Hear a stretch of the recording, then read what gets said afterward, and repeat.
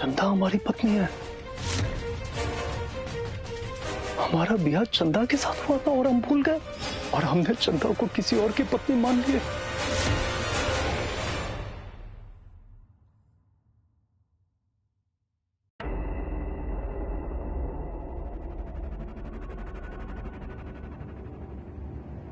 Doctor साहब, हमारा बेटा होश में तो आ जाएगा ना?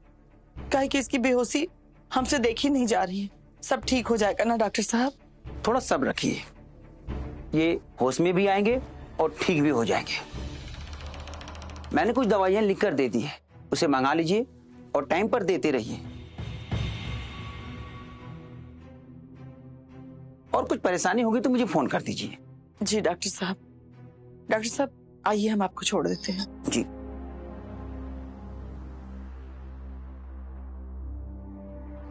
पता नहीं कैसा ग्रह नक्षत्र है माधव का। जब से चंदवा से ब्याह किया है, कभी यहाँ गिर रहा है, कभी वहां गिर रहा है। जी धीरे बोलिए, माधव जी को होश आ गया तो सब सुन लेंगे और पूरा गड़बड़ हो जाएगी। आप भी ना।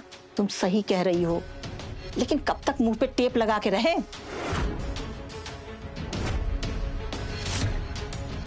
जो सही है वो सही है। देखो ना, इतना बड़ा एक्सीडेंट हुआ था, उससे कैसे कैसे बचा है। अब ये सब हमारा दिमागवा इस सोच के गरम हो रहा है कि ऐसे ही चलता रहा तो माधव भैया कबो ठीक नहीं हो पाए, और श्वेता की शादी माधव भैया से कबो नहीं होगी। ऐसे में तो हमको प्रॉपर्टी में से कोई हिस्सा नहीं मिल पाएगा। हमारी तो जिंदगी बर्बाद हो जाएगी ना। वो आप दोनों यहाँ लोग फालतू में पंचायती किए जा रहे। अरे हमारा चिंता वही है, लेकिन बोलने का थोड़ा तरीका अलग है। अरे तरीका चाहे कौन हो मौसी, पर सच तो यही है ना कि माधव भैया फिर से बिस्तर पर पड़ गए हैं। अब न जाने कब ठीक होंगे। रुद्र चिंता मत करो, सब ठीक होगा। हाँ, हम लोग मिलकर कोई ना कोई प्लान सोच लेंगे। अभी प्लीज शोर मत करो, माधव जी आराम कर रहे हैं। हाँ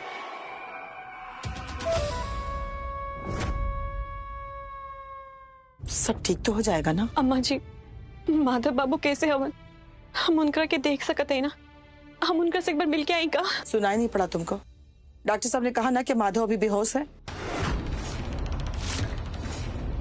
उसको डिस्टर्ब करना अच्छा नहीं होगा। डॉक्टर साहब आप ही बता दीजिए। हाँ, हमने ही मना किया है।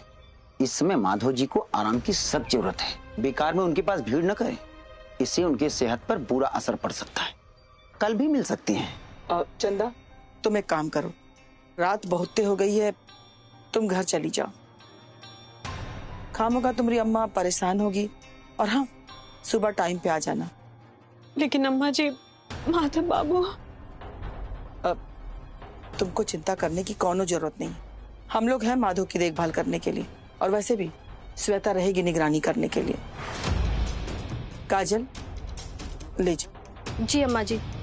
चंदा अभी तुम हमारे साथ चलो।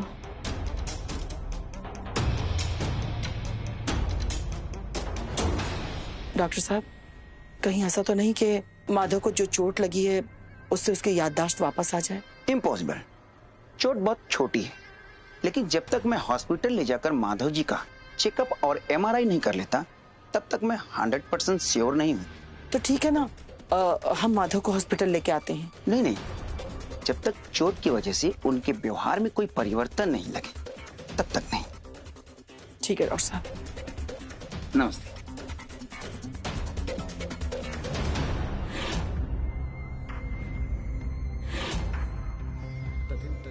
चलो, हमरे प्लान में अब कोनो गड़बड़ी नहीं होगी। हम जैसा चाह रहे थे सब वैसा ही हो रहा है। अब जल्द ही माधव को चंदा से अलग करना है, और श्वेता का ब्याह माधव के साथ। इसके बाद हमारी 5 उंगली घी में होगी।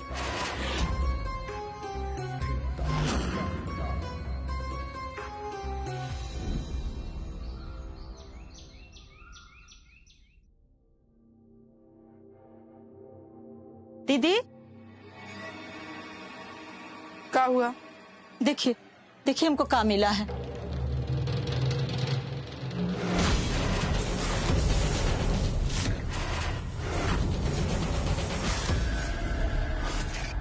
ये तुमको कहाँ से मिला? सीढ़ी पे हम जा रहे थे ना, तो हमको दिखा, तो हम उठा लिए। अच्छा हुआ कि हमको दिख गया, हमारा पैर नहीं पड़ा उस पे। हे भगवान, लेकिन अब क्या होगा? लेकिन ये तो हम माधव के गले में पहनाए थे, ये टूटा कैसे? तो लगता है कि बहुत बड़ा अनर्थ हो जाएगा। कुछ समझ में नहीं आ रहा है। क्या बात है माँ, आप दोनों लोग इतना परेशान काहे दिख रही? फिर से कोनो मुसीबत आ गया क्या? बताइए ना हमको, हमको भी तो पता चलना चाहिए ना। अभी तक मुसीबत आई नहीं है, लेकिन अगर ये माला माधव के गले में नहीं पहनाए ना, तो बहुत बड़ी मुसीबत आ सकती है।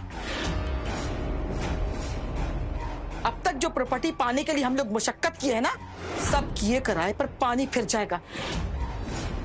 इसलिए जाओ जाओ और बाबा से माला लेकर के आओ, दूसरी माला। आप भी ना माँ, हमको ना आप जाता वाली चक्री बना के रख दी है एकदम। रुद्र ये काम कर दो, रुद्र वो काम कर दो, रुद्र यहाँ चले जाओ, रुद्र वहां चले जाओ। हम चक्री बनने के लिए पैदा नहीं हुए अम्मा, वो कुछ काम से बाहर जाना है, किसी और को भेज दीजिए। बड़का काम कर रहे हो तुम, हैं? हमसे बतिया रहे हो? अरे क्या काम करते हो हमको मालूम है। जाओ पहले माला लेके आओ, उसके बाद तुमको जहां जाना है वहां चले जाना।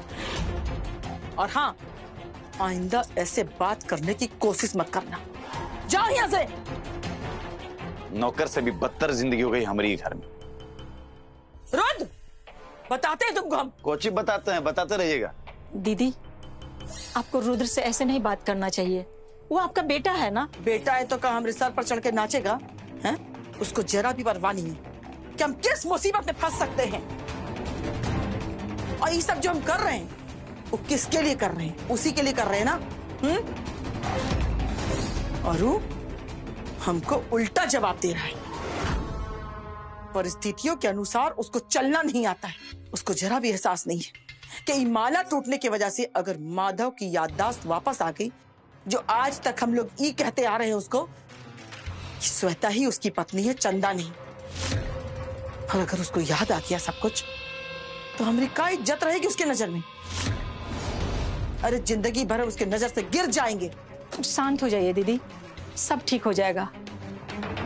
हमको पता है आप हर मुसीबत से निकल जाइएगा अपने सूझबूझ से। हमको तो लगता है आप ये भी सोच ली होंगी कि माधव के सवाल का क्या जवाब देना है। आपके दिमाग का ना दीदी, हम लोग लोहा मानते हैं। बात तो तुम 16 आना सही कह रही हो। हम बेकारे में इतना सोच रहे हैं, जो होगा देखा जाएगा।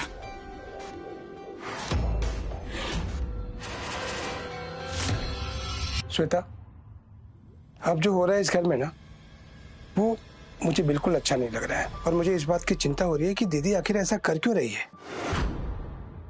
किसी को भी अपने स्वार्थ के लिए इस हद तक नहीं जाना चाहिए। आपको अचानक क्या हो गया?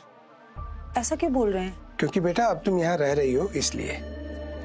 पापा, आप ना मेरी बिल्कुल भी चिंता मत कीजिए। नीला आंटी बहुत ही दुष्ट और स्वार्थी औरत है, साथ ही बहुत चालाक भी है। उनको पता है माधव जी से ही उनको प्रॉपर्टी मिलेगी, इसलिए माधव जी को कोई नुकसान नहीं पहुंचाएंगी। पर वसीयत के पेपर पर सिग्नेचर करने के लिए माधव और माधव के पत्नी की जरूरत होगी, और चंदा ऐसा कभी नहीं करेगी।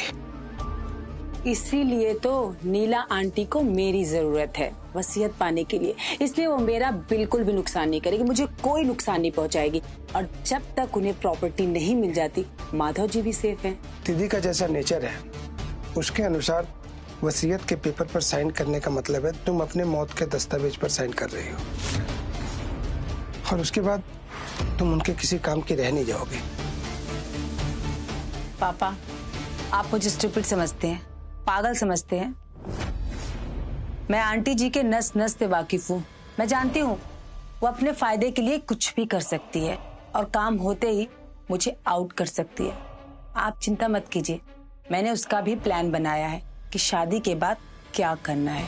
शाबाश बेटा, मुझे तुम्हारे ऊपर पूरा भरोसा है, पर सावधान रहना। जो भी करना सोच समझ कर करना। हाँ पापा, आप बिल्कुल टेंशन मत लीजिए।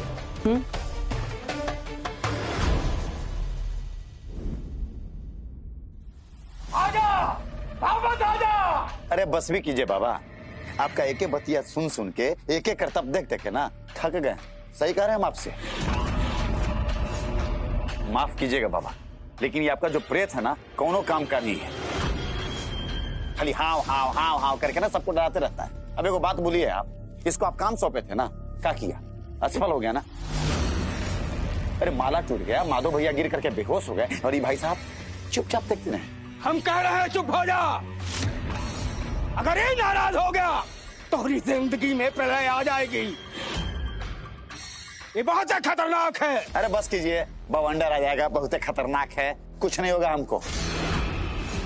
अरे वो कान खोल करके सुन लीजिए आप हमारी बतवा, हम कोनो प्रेत उरेत से नहीं डरते हैं। अरे रात रात भर घूमते रहते हैं दोस्त लोगों के साथ पूरे शहर में। आज तक कोनो आत्मा चाहे चुड़ैल हमको कुछ नहीं बिगाड़ पाया। अरे वो बात बोले बाबा, अब जो हम आपको सुनाने जा रहे हैं ना, सुन करके 440 वोल्ट का करंट लग जाएगा आपको। तो सुनिए, हम ना भूत का किया हुआ प्रसाद भी खा चुके हैं। क्या हो गया हमको? देखिए आपके सामने सही सलामत बैठे हैं। अरे कोनो असर नहीं होने वाला है इसका।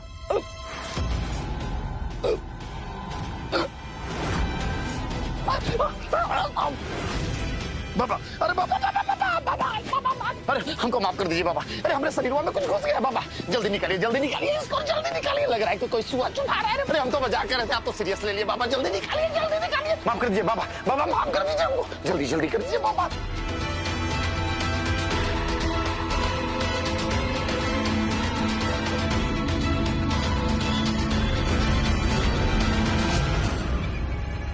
हमारी एक बात गांठ बांध लो, हमारी शक्तियों के बारे में कभी भी कहीं भी गलत नहीं बोलना।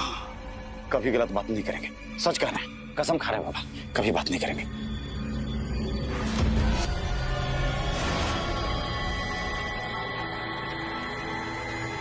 ये लो, जाओ जाकर माधव को पहना देना। जी।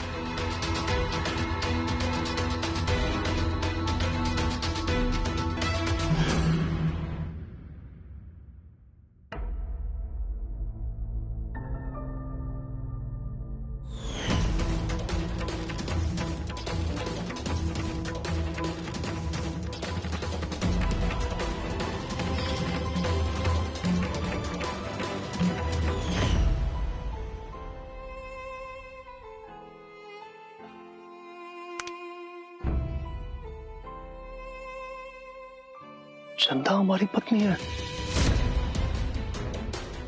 हमारा ब्याह चंदा के साथ हुआ था और हम भूल गए। हे भगवान, ये सब कैसे हो गया? हमारी नजर के सामने हमारी पत्नी चंदा थी और हम श्वेता को अपनी पत्नी समझ बैठे थे, और हमने चंदा को किसी और की पत्नी मान लिए। हे भगवान, कितना बड़ा अनर्थ हो गया। श्वेता दीदी, आप बहुत किस्मत वाली हैं जे माधव बाबू आपके अपन हाथ से खाना खिलावत हैं। सबकी किस्मत एक जैसी नहीं होती है श्वेता। कुछ लोग ऐसे भी होते हैं जिनके पति उनको छोड़ के चले जाते हैं। हमने चंदा को कितना बुरा भला कहा, पर वो बेचारी सबको सुनती रही और हमारे घर और परिवार की सेवा करती रही। कभी कभी सच को स्वीकार कर लेने में ही भलाई, इसलिए हमारी सलाह मानो कि उसको तलाक दे दो। अम्मा सही कहेंगे, तुम्हें तलाक ले लेना चाहिए। हमने अपनी पत्नी को अपने से तलाक लेने के लिए कह दिया।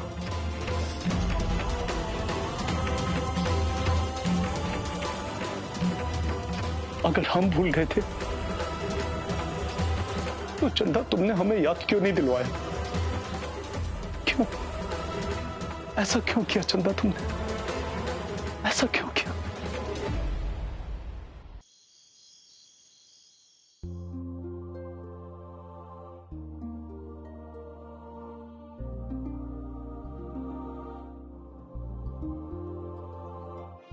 चंदा, इतनी रात की काहे सिंदूर लगावा था? कहे से कि अम्मा, हम ये चाहते हैं कि हमार मांग में माधव बाबू के नाम की सिंदूर हमेशा भरल रहे। और अम्मा ऐसे ने भी सिंदूर लगावे की कोनो टाइम थोड़ी होकेला। पता अम्मा, जब जब हम माधव बाबू के नाम की सिंदूर अपन मांग में भरत है ना, हमरा के इतना खुशी मिला था कि हम आपके बता भी ना सकत है। हम तोहरे बात के समझत है बेटा, लेकिन हमार चिंता तो कुछ और हो बेटा। तू तो जानत हो कि माधव की तबीयत कैसन हो। अब तक उनकरा के कुछ याद ना आयल, लेकिन भगवान ना करे अगर माधव के ये कब्बो याद ना आई कि उनकर शादी तोहरे संग भयल रहल, वो तोहरे मांग में सिंदूर भरले रहलन, तब का होगी? तब वो हम माधव बाबू के नाम की सिंदूर हमेशा अपन मांग में सजाई बम्मा। हम उनका नाम की सिंदूर अपन मांग में सजाए के बहुत गर्व महसूस करब। और ऐसे नहीं भी अम्मा, हमार शादी माधव बाबू से भइला, ये बात हमरा के तो याद है ना। हम तो ये बात कब्बो ना भुला सकते कि हम उनकर पत्नी है और वो हमार पति। हम तोहार भावना के समझत है बचिया, और तोहार हिम्मत के मानत है, लेकिन ये पूरा जीवन का बात है। ऐसे कैसे तोहार जीवन कटी? सब ठीक हो जाइए अम्मा, आप बिल्कुल चिंता मत करिए। बस माता रानी से ये प्रार्थना करी कि सब कुछ जल्दी से ठीक हो जाए, माधव बाबू के हर बात जल्दी से याद आ जाए। भगवान तो हर विश्वास ऐसे ही हमेशा बनाए रखे।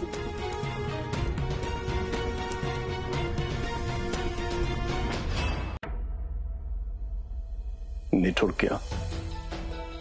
अब चाहे नेटवर्क जाए या कुछ भी हो, अब हम अपने आप को रोक नहीं पाएंगे।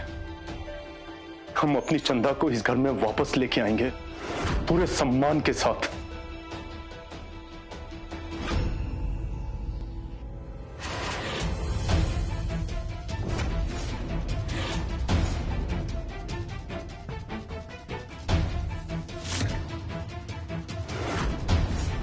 ई का है?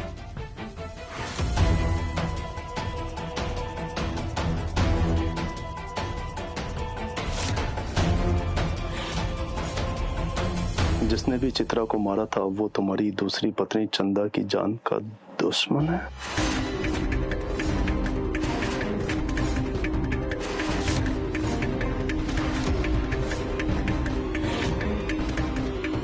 और वो इस घर में ही है। चित्रा के कातिल को पकड़ना है और चंदा की जान बचाना है तो उसे ढूंढो।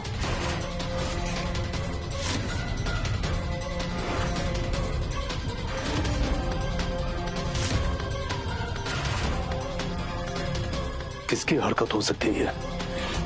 किसने यहां पे फेंका? कौन है वहां? कौन? यहां पर तो कोई नहीं है। फिर ये लेटर किसने फेंका? ये लेटर में लिखी बातें सब बकवास है। अगर सच है तो फिर तो चंदा को मारने की कोशिश कौन करेगा? भला कौन चंदा का दुश्मन हो सकता है? वो तो एक भोली वाली मासूम लड़की है, कभी उसने किसी का बुरा नहीं किया, तो फिर उसे कौन मारेगा?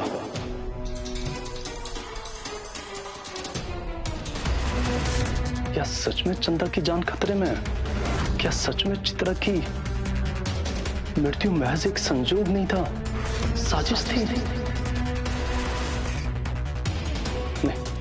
ये सब बकवास है। अगर ये सच हुआ तो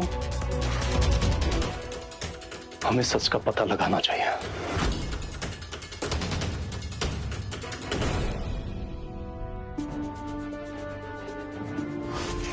अगर हमें सच का पता लगाना है तो हमें पहले जैसा होना पड़ेगा। किसी को भी ये पता ना चले कि हमारी याददाश्त वापस आ गई है और हमें पता चल गया है कि चंदा हमारी बीवी है।